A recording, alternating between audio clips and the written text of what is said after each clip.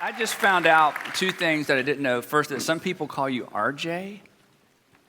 That's news to me. Okay. I said what they call him behind his back, and then and that you don't, that most people just refer to you as Ray. Yes. And now, was that on purpose, or is that just how it developed? That's just how it developed. So pretty much the same thing with Andy. Yeah, I guess so. We've been talking about culture. Well, I have a story behind that, but I want to talk to you. Look, see, I haven't seen that yet. Can you show everybody? Man. There it is. The iPad Mini. Okay, I think Catalyst is giving one to everybody here free at the end of the conference. Okay, Brad. And I think not. Yeah. I haven't even seen one before. It's so pretty while cool. you share, could I just play that? Absolutely, you're on. And look at that. That's awesome. Thanks, Mega church pastors, we get everything, don't we? Yeah. Yeah. Okay, so we've been talking about culture, and I met with some of your staff last night for dinner, and clearly you can tell when you're with people if there's tension, if they're comfortable, and your executive team is very comfortable around you, and yet has the utmost respect. It's obvious. What have you done intentionally or accidentally to create the culture you've created? Number one, we talk about loyalty a lot. No, I'm kidding. Hey, and first of all... And was that what I said, do you agree with that or disagree? Absolutely. You do? Absolutely. Okay. They were hoping you disagreed. First thing I wanted to say is this. Don't you love having two guys teach today that are still doing it, still cutting it, all that kind of stuff? It just feels so real. Way to go, man. When we think about culture around here and staff stuff, I have 5 questions that bother me all year long and kind of shape what we do. And so I figured I'd let you know what these are and bother you, and then we can just kind of interact about these. Great. And the first question is this, and this is huge because this is the number one thing I screwed up and got wrong for years. Are mission and morale balanced? Are mission and morale balanced? Okay, I love what you said earlier. And there are a lot of places that you can tell they don't value mission anymore by their behavior. Okay, I'm wired mission. Okay, I'm always going, what's the next vision? What's the next hill? I'm wired. And what happened is a few years ago, our staff that kind of you ran into last night, they weren't very happy. So we brought in an outside organization, the Best Christian Workplace. Anybody ever heard of those folks? Okay, have you ever done that? We brought in outside consultants. Okay, good. We brought these guys in, and they did a survey of our entire staff, and I got evaluations on me from the Best Christian Workplace folks from 145 people. So you did a 360. We did a 360, but it was by and large with our entire staff. Wow. And it was sort of like giving. Man. It was we're never doing it again. It was not God's will. It was don't do this. And so it was like giving 145 people a loaded rifle and total anonymity. Any senior pastors here? Yeah, don't do this. Okay. It was None of us were even tempted. Yeah, no, it was good for me. Yeah, go ahead. The first time I read through it, I went from discouragement to despair to I'm quitting to I'm going back into youth ministry. I mean, my wife said, what'd they say? And I said, you trust me, you do not want to read this. And then I got mad. I went, I'm firing everybody. And how long ago was this? How long ago? This is about 3 years ago. I went, wow. I'm firing everybody. I can get these kind of attitudes for free. I'm paying these people for this stuff, okay? And then my wife and God, who usually agree. Anybody here married? You guys know what I'm talking about. My wife told me what God wanted, which was me to listen to this. And so I read through it again, started listening. I actually stood in front of our whole staff and I apologized. And because what I realized is Philippians chapter 1, Paul talks about joy and progress in the gospel, mission and morale. And I said to our staff, I am really sorry that I have not gotten these things balanced for us as a staff. And please forgive me. A couple of other senior leaders actually did the same thing. It was kind of sort of a watershed moment for us. I also told our staff, I said, I'm not planning on taking my foot off the mission accelerator ever. Maybe when we get to heaven, we'll do it there. But we will pay a lot more attention to morale around here. And that was a big, just makes sense. There was a really big deal to have those two things balanced because when you have mission but low morale, you don't have health at the center. Okay? And when you have a lot of morale but no mission, you have a country club and it's all about us. And so I think both those things have got to be, I think things explode and are healthy when both those things are. So culture question one for me is mission morale. Now, when you were going through that, did you already have the terminology of mission morale, or did that surface in the midst of that? Where did you get those words? I thought about it enough, and it was in a conversation with a guy. By the way, I'm a feedback junkie, okay? And so I was talking to friends of mine going, give me some feedback on this. And one guy just said one day, you know what, I think it's mission, but no morale, and it clicked. Wow. And then I had been reading Philippians chapter 1, and I went, progress and joy. And I went, I have got to be, our staff needs to have more joy.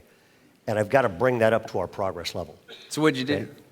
A whole bunch of stuff. We reconfigured staff meetings. We actually moved people in. We moved some people into positions. I hired a guy really who pastored our staff. I mean, so there were a whole bunch of things we entered into play on, changed the nature. Our staff meeting now is a blast. Back then it was drudgery. I remember about 5-6 years ago we did this thing. It was a mandatory fun day.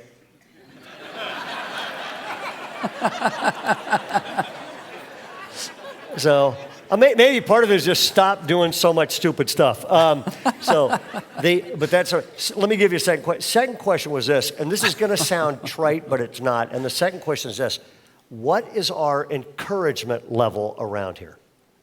I have twin daughters. My daughter Leslie came home from school a couple years ago, and she said, "Hey, they said, Dad, they told us we have to write a paper on a leader, and I picked you, and they said it was okay." She said, "So I got 19 questions, and you have to answer them all honestly." So we went and sat in the hot tub because I thought, I'm going to get in hot water, may as well start there. So she starts, we talked for 2 hours. She's taking notes, she's fired. Her last question was the best question. She said, what is the most important thing you do as the pastor of Bayside and the leader of thriving churches? And let me ask you, what's the most important thing you do as a pastor or business leader? And I said, I just looked at her and I said, that's easy. The most important thing I do is make sure I stay encouraged. And I looked at her, I could tell she was like, that sounds trite. And I said, here's the deal. If I'm not encouraged, I will never be the leader God wants me to be. If I'm not encouraged, I will never be the communicator God wants me to be. If I'm not encouraged, I said to her, I'll never be the husband that your mom's hopes I'll be someday. I'll never be and I looked at her and I said, I actually got a little choked up. I said, I will never be the dad that you need me to be if I'm not encouraged. The number one job in my life is to make sure I stay encouraged. Now I have to pause there. So in moments when you're not encouraged, how do you encourage yourself? I mean, do you have a mental exercise you go through? What do you, I mean, there are discouraging moments or discouraging sometimes seasons in life. No kidding. So Here you are, you got to walk into the room. You don't want to fake it. You don't want to become the hype guy, Yep. So what do you do internally to get yourself encouraged? Has anybody been discouraged in here in the last 30 days? Okay. How about today? Because sometimes you come to stuff like this and you're going, oh, those guys got it all together, and I walk out feeling worse. And for me, I'm always trying to answer the question, are my batteries recharged or not? Because what I've discovered is I've gone through some bad circumstances, and if my spiritual batteries are recharged, then I'm actually on top of them. I can go through worse circumstances, and if my batteries are not recharged, man, I am done. So one of the things I've tried to do is, as I've gotten older, I'm going, I got to spend less time doing stuff that drains me and more time doing stuff that recharges me, because pretty much my family, my wife, the stuff God's called me to do in life, if I'm not somewhat charged, then I'm going to end up in bad shape. And so you've learned through the years what activities you need to do or the places you need to go to recharge your batteries, and you make that a priority. Yeah, absolutely. Like, for example, somebody said to me the other day, man, you speak at all these services. We have a ton of service around here. I go, yeah, absolutely. And I generally am more fired up the more I do. One counseling appointment with somebody can sink me. and I'm lousy at it anyway, okay? And so what I figured out is preach more and let people counsel that are God's gift them to do that. And so for me, but I would encourage you all, study what drains you and just do less of it. That's so important. It's a big deal. And the older you, like you had mentioned, the older you get, the more important that becomes. Yep, that's huge. All right, Let me give you a third question. These are great. And which is this: are we operating with fresh vision from God for the future, and is it hot enough? Are we operating with fresh, whether it's a business, church, you guys have an incredible ministry you run that rescues girls, whatever you're doing, do you have fresh vision from God? And occasionally, I mean, probably get asked all the time, people are coming up like, what's the secret sauce around here? And I always go, there isn't any. We're like a bunch of guys in the back of a pickup truck, always trying to get our act together, okay? But I'd say there is one thing that we've majored on, and it's this.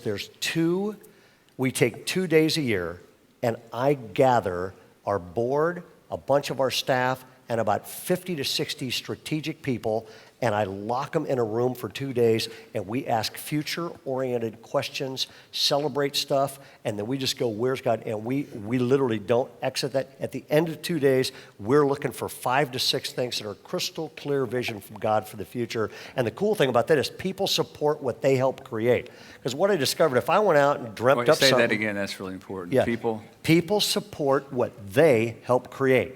I've spent years coming out going, God has spoken to me. I come here and announce it, and I got to talk everybody into it. They decide it. They'll push us to put it on. They'll pay for it. And so for me, by far, and by the way, I'll be around after, if any of you are going, man, we need to get on that kind of rhythm.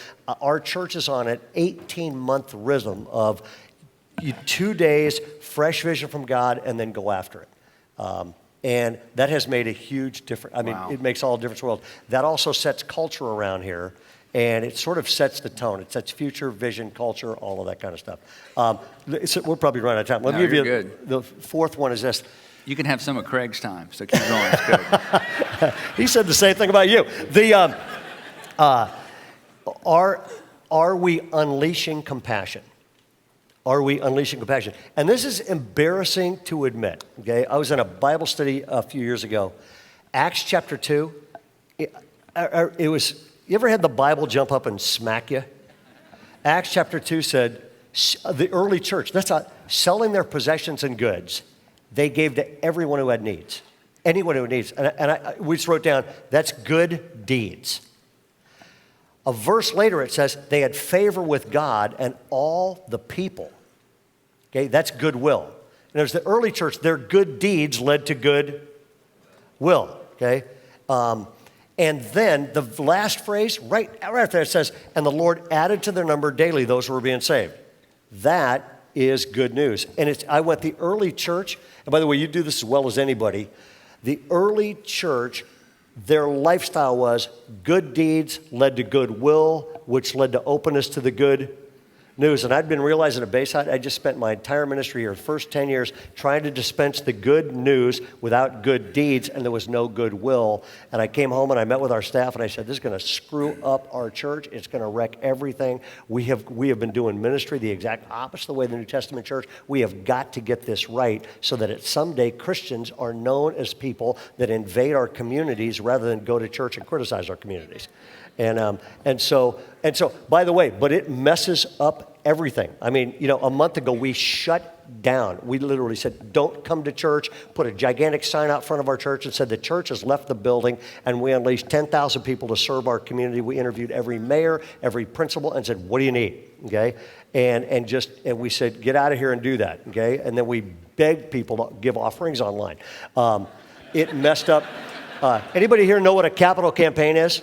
Okay, did they give you a deal? Yeah, you got one of those. We did our first ever and one of America's first ever Compassion First campaigns. And we came up with about 30 different causes, and we stood in front of our church and said, if the only thing that comes in is $2 million, this is all we're doing. We're not spending a dime on our church or anything else if that's all that comes in, okay? And so we set a $2 million goal, 4, 5, and 7. All the campaign consulting companies, they always like, don't do it. People won't give large amounts of money if you're going to give it away to some cause. They only give large amounts of money to buildings and brick and mortar. And then if that's true, American churches are going to be known as people with killer buildings that don't care. And so we said, we're doing it anyway. We had a $2, $4, $7, and $9 million goal, and it just crossed $20 million.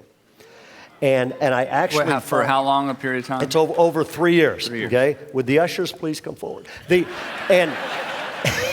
Were these people pledged and gave? It's about 5 months old. People have already given $5 million and have pledged to give $20 million over it. And it was everybody told me not to do it. And last year, American churches raised $5 billion in capital campaigns, spent almost all the money on themselves. Imagine what would happen to the reputation of Christians and the cause of Christ if you could take 20% of $5 billion every year and dump it into poverty-related causes in our country. You'd wipe out poverty, okay? And so to me, that's a culture question. And what happened is this, and pretty much I felt like God was saying, your church has been trying to dispense the good news. You need to unleash compassion and set it free. And by the way, let me give you the last question I asked, because this is the bizarre one. Anybody here Assemblies of God or Foursquare or Calvary? Good, one hand's plenty. Most of them are. So I was going to say most of them left after my session. Okay. I'm not Assemblies of God, Foursquare, but I wish I were. And the reason is, you folks actually still believe God can show up and do stuff. And I'm out of a tradition where we get so professional, we plan it all. If we plan it, it happens. I have a bunch of mentors. My main mentor was the most significant pastor, in my opinion, in this town, a guy named Glenn Cole. Launch Capital Christian Center. I mean, this guy was still killing it. When he passed away last year, he was still pastoring Exploding Church. He's 78 years old.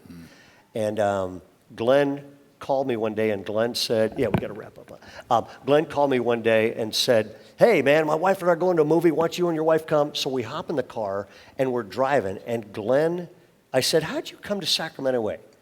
And he said, well, I was flying in, and he said, I wanted to interview at a place called Bethel Temple. And the guy on the flight next to him said, oh, that is the Jewish synagogue. And Glenn said, I think this church has a perception problems. And he said, now, when you go to seminary or you take over something, they always tell you, when you take a new job in a new church, don't change anything for the first year. Glenn said, 30 days after I got there, we voted to change the name, sell our property, buy 50 acres on the 50 freeway, and the rest is history. And I went, you didn't get fired? He said, no, and the vote was unanimous. Wow. And I said, what happened? He said, here's what happened. I started praying about this. The guy walked into my office, and he said, I've told him what I was thinking. We really need land. We need to move. We need to change the name. And he said, I knew this guy. This guy had 50 acres, the best 50 acres in town, right on the freeway. And the guy said, well, I got some land. I'd be interested in selling it. And Glenn said, I looked at the guy and said, you should give it to us. Glenn said, the guy got up, walked out, closed the door without saying a word, and left my office. And Glenn said, the next morning I'm praying, going, God, did I blow it with this guy? Did I just drive our wealthiest church member out of the building? He said, the guy called later this afternoon and said, okay, God's been really heavy on me. I'm going to give you the land. It's free. And Glenn said, I told that story at our congregational meeting, and the vote was unanimous. And then he looked at me, hits me in the car, and he goes, because nobody ever votes against a miracle. Wow. And Glenn said, isn't that awesome? And then Glenn said this. Glenn said, he preaches to me in the front of this car like he always did. He said, you know what's wrong with churches these days? We need more miracles around here. We need more miracles. He said, we need to get back to where we depend on God, trust God, try some God-sized things, and end up depending. He said, we need to get God back in our churches, back doing the kind of miracles he used to do, because nobody goes against that stuff. Okay? So, yeah, we got to quit. Anyway, that's the kind of stuff we kick around. It's fun to hear you teach. That was my first question. That was good. What was it? Oh, question number 5. Do we still... These guys are sharp. I think they just haven't learned anything else today, and they're excited. They're finally learning something. Hey, finally somebody's telling us something worth. I'd pin What's that the on question? Craig personally, but the question number 5 is this. Do we still believe God is big enough to show up and do something extraordinary? Are we dreaming some God-sized dreams, or have we limited ourselves because of our own professionalism? Sometimes we get too good at what we do, and it stops God from doing something that's so big, it's so obvious, only he gets the credit, because only he could have pulled it off. Boy, that was good. So, Hey, thanks for listening. Ray. It's an honor to be where you got to get out of here. Thanks, Thanks guys. so much, man.